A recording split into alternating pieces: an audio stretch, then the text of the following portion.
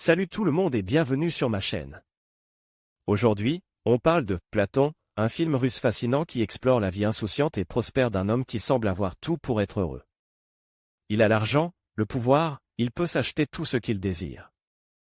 Mais cette existence facile prend fin lorsqu'il rencontre l'amour. Le film pose la question, comment cette rencontre bouleverse-t-elle sa vie? Est-ce qu'il remet en question ses valeurs et ses priorités? Platon, ce n'est pas juste une comédie légère.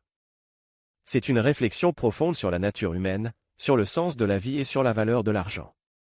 On découvre un personnage, Platon, qui a tout, sauf peut-être un but. Il est obsédé par l'argent, par le luxe, par une vie sans risque. Puis arrive Luba, et là, tout bascule. Le film explore la complexité de leurs relations, interrogeant la sincérité de leurs sentiments. Est-ce un véritable amour, ou une simple illusion?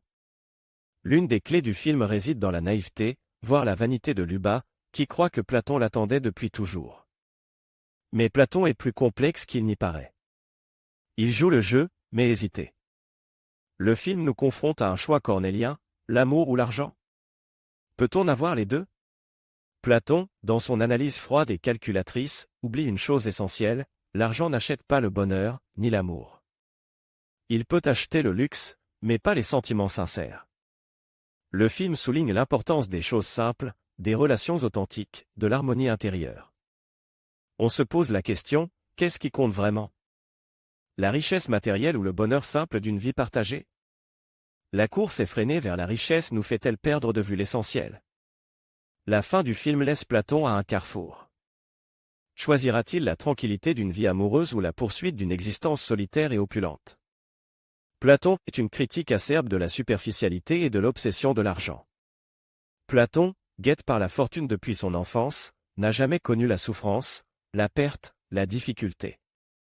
Il est comme un robot, programme pour accumuler des richesses.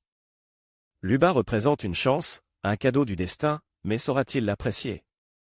Le film nous laisse avec une certaine ambiguïté, une question ouverte. C'est peut-être là toute l'intelligence de Platon, il nous invite à réfléchir sur nos propres vies, sur nos priorités, et à faire nos propres choix. Alors, qu'en pensez-vous? Dites-moi tout en commentaire. N'oubliez pas de vous abonner et à liker la vidéo. À bientôt!